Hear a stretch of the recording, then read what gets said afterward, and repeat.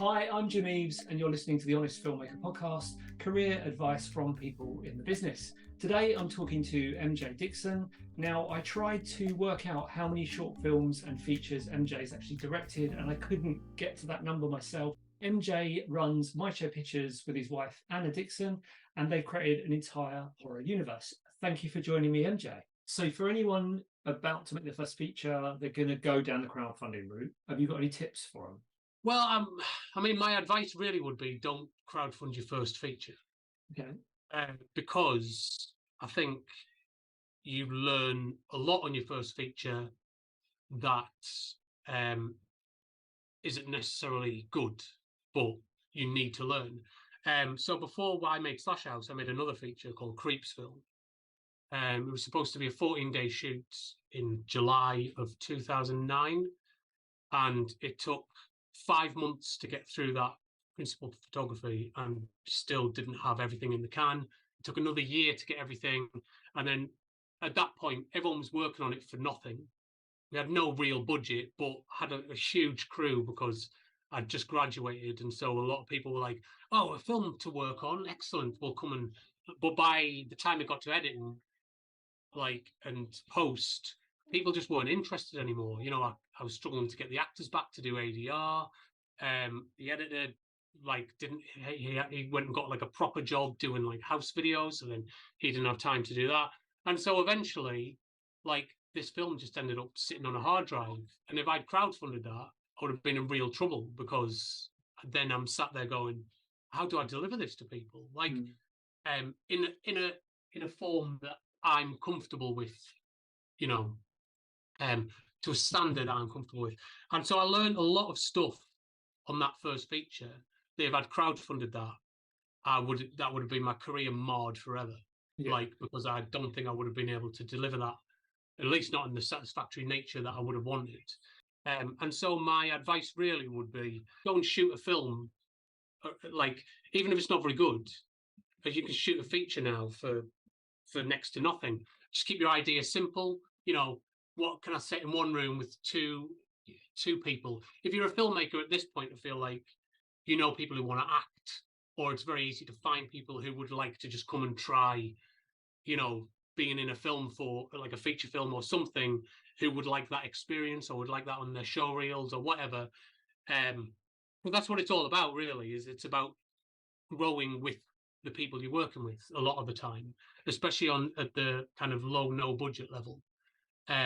You're really relying on other people kind of wanting to get something out of it the same way that you want to make films, and people want to be in films, and it's about finding that connection. So my advice really would be, make your first, at very least, make a handful of short films. But I would try and make a feature on very little, no crowdfunding, just your own ingenuity, because that will come in really handy when it comes to your next thing, which is the crowdfunding. And then once you're crowdfunding, that's other people's money. Yeah. And so then you have to have that ingenuity built into you to be able to deliver on that. And I suppose you've also, once you've done that first one, you've got a little bit of proof in the pudding, what you can do. And you've got people around you, sort of started to assemble this team. You know, people you can rely on. Because some people, like you say, you get some people who are well up for it, and then they just sort of flake off into the distance, and you get others who are with you still, you know, now today. So I've done my first one. I've taken your advice. I've shot something on a phone, done a feature. I've learned a ton of stuff, and I'm about to set up a crowdfunding.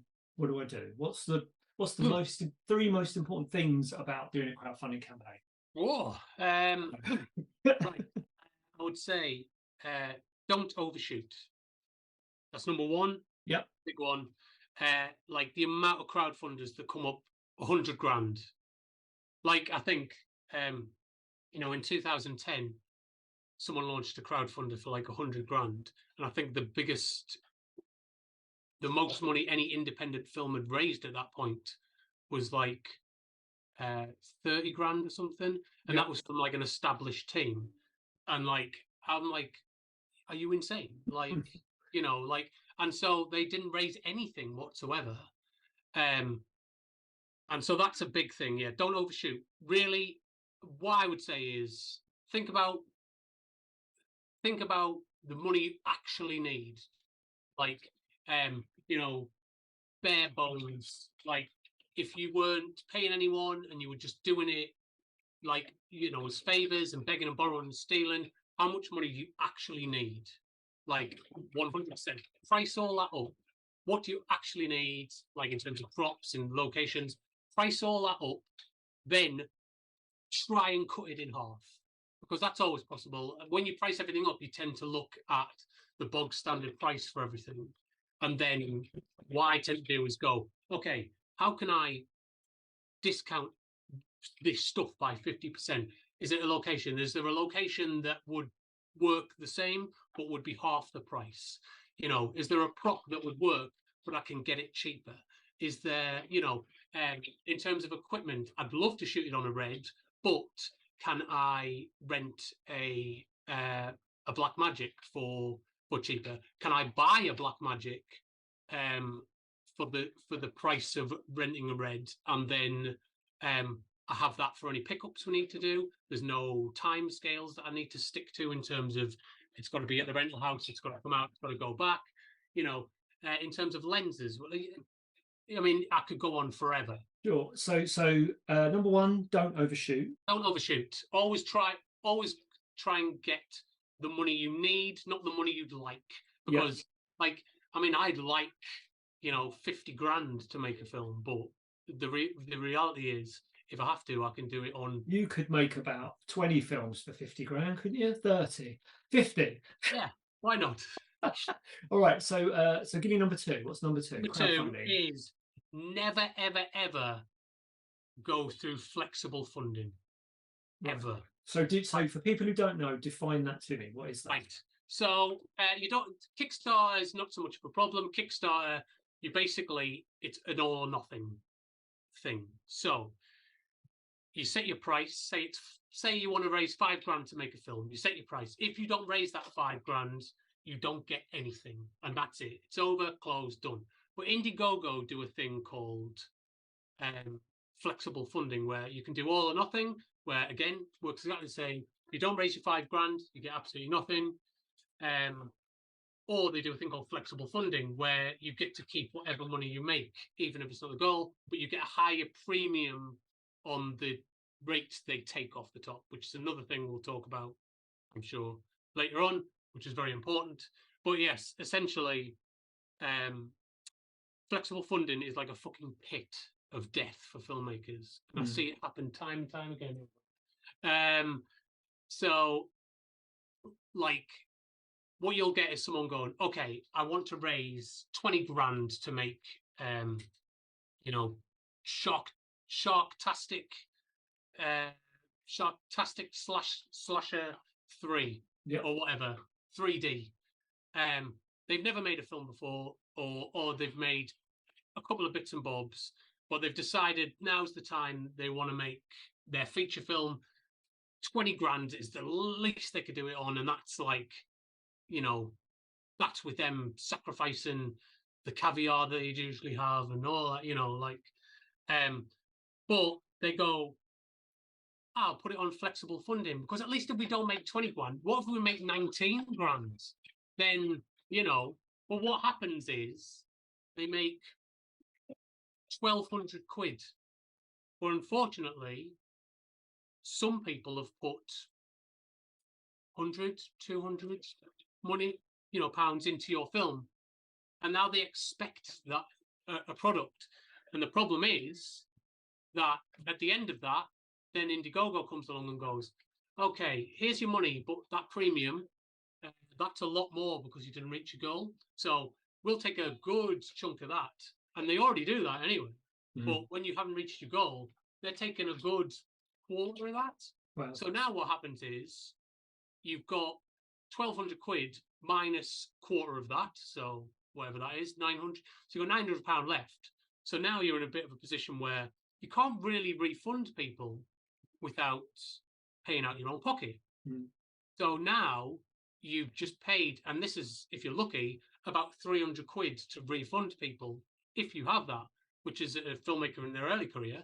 I certainly didn't, you know, otherwise I wouldn't be crowdfunding. I'd be looking for, so, but if you make considerably more than that, you can see where the problem starts to come in. So say you made 5 grand of your 20 grand, and then they come in and take quarter of that. You've now got to find thousands of pounds to, and so it's like a money pit. So you either have to deliver the film that needed 20 grand now on 900 quid, or you have to refund those people out of your own pocket. You see the issue? Like, and so I see it happen time and time again. And what happens is the film just doesn't happen. These people get marred with like a horrible reputation, and then they can never make another film because they can't go crowdfunding again, because then their next campaign is just full of people going, where's my fucking money off the last one? Where's the last one? This guy's a scam artist, blah, blah, blah, blah, blah, blah, blah. You know, so you get all that from that. And then on top of that, it's really hard to find private finance for a film if you've got nothing under your belt. So what happens is people end up killing their careers with flexible funding before they even start. Wow. And do you think flexible funding has any psychological effect on the funders? Yeah. Well, I think it looks like people are just after whatever money they can get. Yeah. Because I mean, technically, they don't have to deliver it by the rules of crowdfunding. Like, you know, you're not buying a product; you're investing in a person. I mean, they say that when you know, when you back a campaign, they go, "This isn't a product. You know, we can't guarantee that these people will deliver. You're investing in a product or a service or a person or a team." But your reputation gets hurt. I mean, my reputation gets hurt all the time by other people doing that. Oh, really? Oh, right. Oh, yeah. So, like, I'll get a lot of people going, sorry, I don't trust crowdfunding. I've backed a bunch of crowdfunders, and I go, oh, so I'm not backing yours. Oh, well, we've delivered like 9 products. Yeah, but other people say that, don't they? Well, I guess. Like, you know, so, it not only hurts those filmmakers, but it hurts the filmmakers who actively, you know, do deliver on it still. Sure. So I think that's, I don't know if I've got a third. You haven't got a third. What about like because what you seem to do is when you put a film up to get crowdfunded, you make it look like it's a real thing. Do you know what I mean? Very early on, you've got your artwork. I mean, I hope that it is a real thing. Otherwise, I'm in trouble. But I guess what I mean is it looks like you go to the trouble to really put a lot of effort into artwork, into absolutely everything. So it looks like a thing. It doesn't look like a thing that's going to happen. It looks like it kind of already exists. And is there, I mean, there's nothing worse than scrolling through a crowdfunder. If I don't know a person and I'm looking through a thing and it's like they've used the bare bones template, there's not even a picture on there. Yeah. They're like, we need 10 grand to make Friday the 13th, the Savage Killers, or whatever. We've never made a film before, but it's going to be really good, I promise. Like, you know, we need money for things like paying for burgers, and you know, like, and that's what it says. And or sometimes they just fucking leave the text in there, that, you know, that describes what you should write there. That's even funnier.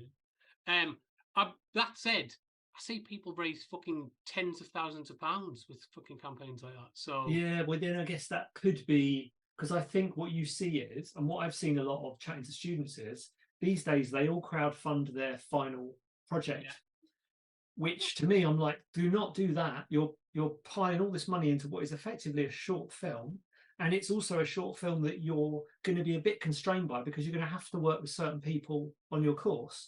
And once you've asked Nanny and Auntie for money, they're unlikely to then go, oh, go on then, here's another £100, here's another £100. So you're sort of spaffing that one shot you've got. Well, yeah, also university's kind of like a weird mini studio system where like you might be like the Tarantino of your class, but that doesn't extend to the real world. So it teaches you like really poor lessons where like, you might be like the most, you know, the coolest filmmaker, out of like the 17 people in year 3. Yeah. But once you come out into the real world, you're up against everybody then. And so it teaches you like the wrong lessons, I think, in terms of crowdfunding, that kind of stuff. I think I have thought of a third one. Go on then.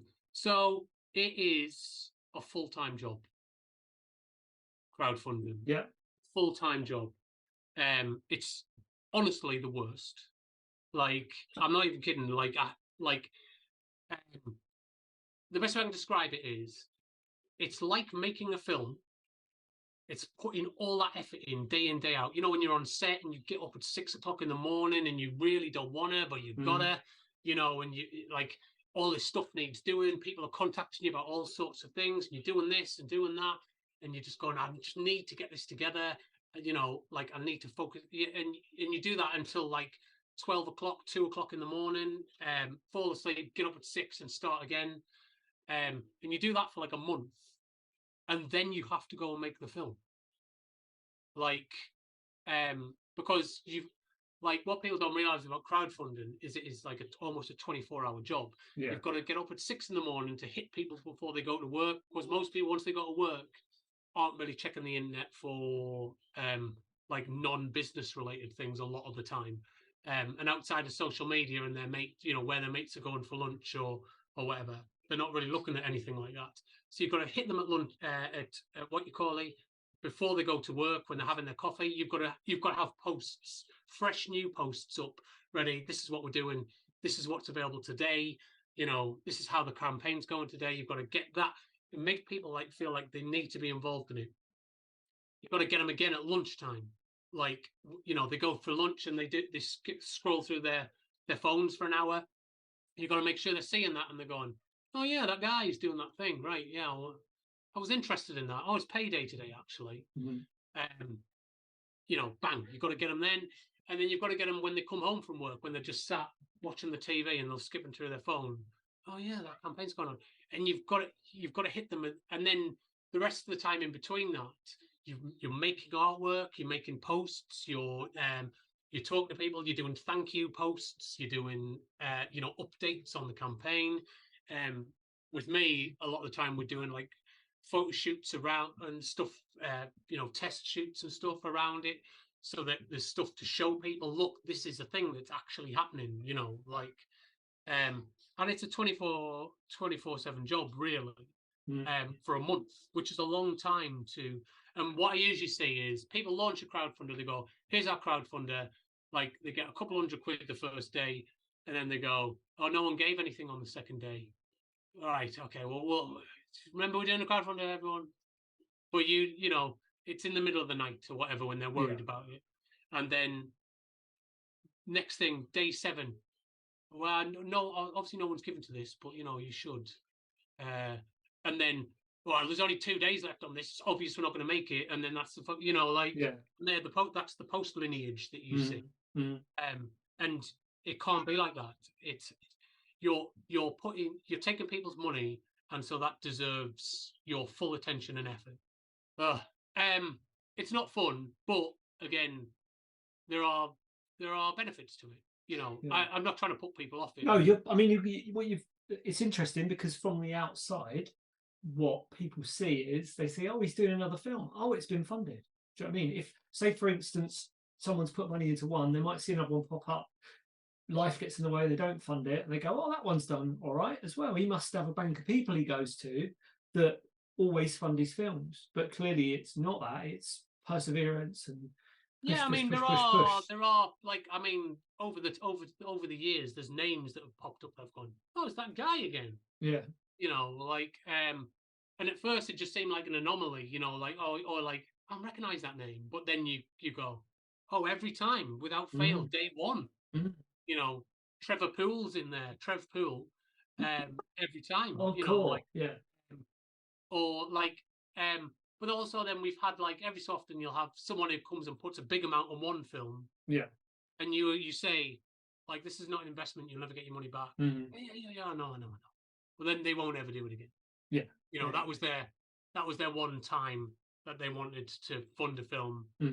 So we talked about crowdfunding. also another thing you seem to be really good at is this sort of diversification. So you've got, I had to write these down. You've got where is it? You've got toys, clothing, games, comics, music videos. Why have you done that? And does that not take your time away from your films? Yes. I don't know, and yes.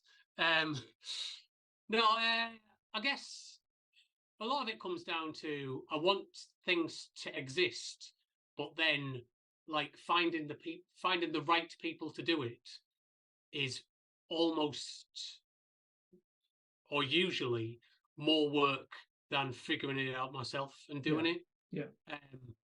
And what I tend to find is that when I do find someone to help to do something, or who goes, I'll do that, they either don't do it or they do a job that I think, okay, well, I definitely could have done it. So yeah, there's partially that. I mean, I grew up in the 90s, and a thing that always stuck with me was that Todd McFarlane once said, to have success in a franchise, you need your 4 pillars, which are movies, cartoons, comics, and toys.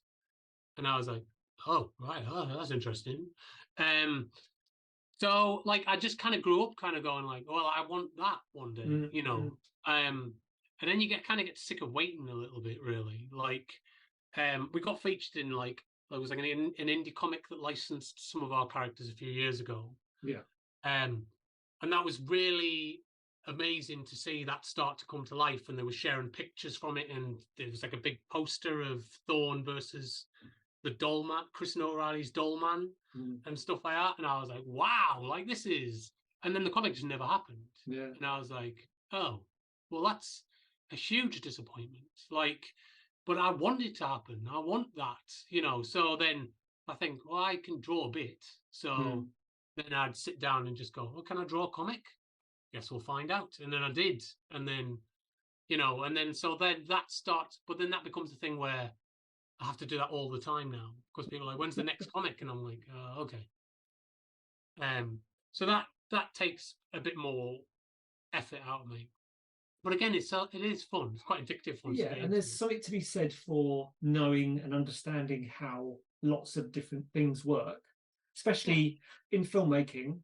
You don't need to be as good as the sound man, but you do need to know how that equipment works in case. And you need to know not even in case, because you have to understand their job.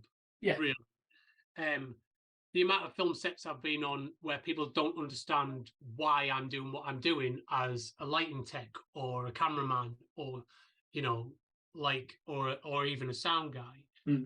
The director doesn't understand what I'm doing, or why we have to choose this lens, or why we can't do a tracking shot with an 85mm, and that's all stuff you need to understand.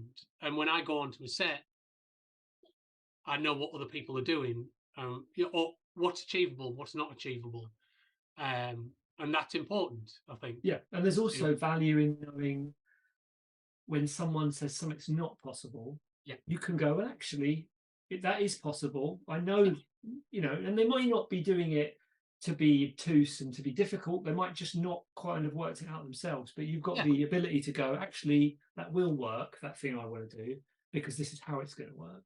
Yeah. So what about directing? So what's your style of directing? How do you, because horror can be a little bit maligned as sort of, pick the knife up, that's it, chase him, stab him, that's it, is that you? What do you do? I try not to ruin my sound, if anything. Oh, you don't? I talk over all my takes. No, never. Every so often I'll go and run after him, and all the actors look at me like, what? And then I go, because we haven't got that far into the scene, but I think, that would have been a good moment to transition to the change things during the take. But by that point, they're so used to me letting them. But I suppose my directing style really is what I call the reel it in, where, to be honest, once I write a script and get to set, if someone says, what's the next line? I go, I don't know. Like, I haven't got a clue. Like, even if you've just said it, I wouldn't be able to tell you what you just said. Yeah. Like, what I tend to do is go, right, show me the scene, and actors have learned the scene that I wrote 8 months ago or whatever, or currently like 4 years ago, I wrote the script we were shooting at the minute. So I go, show me the scene, and they start going through it, and I go, so it's like seeing it for the first time. Yeah. So I'm looking at it, and I'm going, okay, that's good. Like, but now, it's like watching a film really that I know nothing about. But then what I get to do is go, oh right, well, if I was the director, oh, I am.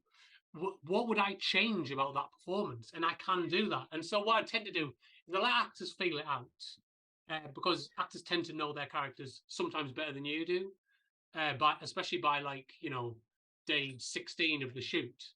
They've been living this character day in, day out, and you're going from making ninja claws to making sure there's enough vegan sandwiches to, so, but they've been in that headspace the whole time. So you let them feel it out.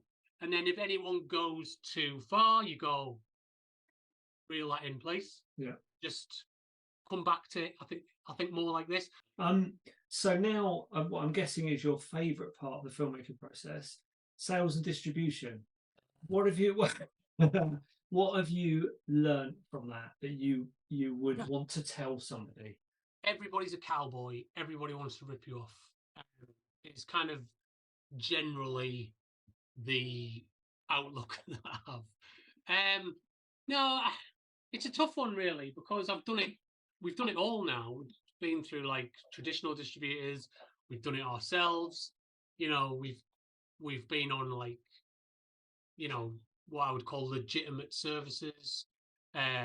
We've been on illegitimate services. We've been pirated. We've been, it's just every approach kind of has its benefits and its downfalls. So I guess I'll try and sum those up. So self-distribution is, you can probably make the money for your film back if you try really fucking hard every day of the week, forever, for like the next 3 or 4 years. You'll probably make back that 5-10 grand you put into a low budget film. If you work really hard at it, selling DVDs off your own website and trying to kind of license it on streaming services yourself and things like that, you can make your own money back. It's really hard. It's really a lot of work, but the upside is that you own your own film.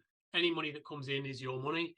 And that's you're the master of your own destiny, and that's nice. I like that. And also you kind of get a bit more of an inside scoop on how the market works, which is really good for you going forward as a filmmaker. That's really what happened to us, is we got an inside scoop on how the market worked. We worked toward that, and then we did it so well that a distributor picked up the films that we put together for how we considered the market at that time to be working. So because what we did is we looked at the market from a point of view that we'd been putting films into and going, what is selling? When is it selling? And then because we hit that market right, then suddenly distributors went, oh, you've got something that's worth some money because you've hit it, the right thing at the right time. Well, that's hard to do when you've got to kind of really engross yourself into it. But then, but also we've signed with kind of what I would call a semi, like a mid-sized distributor. So not one of the big studios, but people who release kind of like classic versions of big studio films and stuff. But the problem with signing through a distributor is you almost never get paid anything, ever. Like, on the odd time we have, it's been a bit of a struggle to get that money, even when, there's been, oh, we'll pay you X amount, or, up front or whatever. Trying to actually get that money into our bank accounts has been, like, sometimes litigious, because they just don't want to part with that money. Like, they want your film. Everyone wants your film because almost all films are worth some money to distributors. I mean, that's the reality of it. And they'll tell you the opposite. They'll go, it's got nobody in it, so no one cares, honestly. As long as the poster's right, or even then, it doesn't have to be right. As long as it exists, somewhat people will be interested in it. If as long as it's available to watch, someone will want to watch it, or a handful of people will want to watch it. All films really are worth some money. And distributors know that, but they'll try and tell you why it's not worth anything and why you should just give it to them, and they'll sort you out, they promise, on the back end. And this is a problem, I think, is unless basically someone's paying you to go away, like one of the bigger distributors, you know, like Sony or one of their kind of subsidiaries, or Paramount or Universal, or one of their kind of straight-to-video subsidiaries, you're going to find it very difficult to make a meaningful amount of money. Back in kind of like just before the HD revolution, I could see that you could make a film for 35, 40 grand and make 60 grand back on an MG. Yeah, you know, I mean, that I was saying to somebody the other night. So the first film I made, Diagnosis, we went to Cannes 98, I think. Everything was shot on film, and we got 40 grand minimum guarantee, and we saw some of that money. And then it was like the next year, HD films, and then it was all over. It was just, there was more stuff. Nothing's worth anything anymore. It's all worthless. So we don't have to pay, which is a shame, because it's the digital revolution. It's giving filmmakers all that freedom. At the same time, it's binding them to not making any money out of it. Yeah, absolutely. Well, we went from, while I was making Creepsville, the film that never happened, to getting offers from Warner Brothers and Paramount. Well, they have like low budget subsidiaries that you'll recognise on the shelves, usually under a different name, like 4 Digital and things like that, are subsidiaries of the bigger studios that make kind of supermarket shelf fillers, I guess, as we call them now. We were getting offers before the film was even done then. An SD film shot on digital, you know, we were getting offered literally within 2 years of finishing, you know, it took us to finish Slasher House. The MGs were like 1,500 quid. It's just, and obviously none of the big studios came. I think we had E1, but they didn't want to pay us anything. And so, you know, it went from everyone, like, you know, if you made a film, people would take notice, to there's too much there. Like, there's too many people doing it now. You know, you, unless you've got someone famous, we're not interested, kind of thing. Thanks for listening. If you want all the behind the scenes information that's going to help you with a career in a creative industry, then please do subscribe.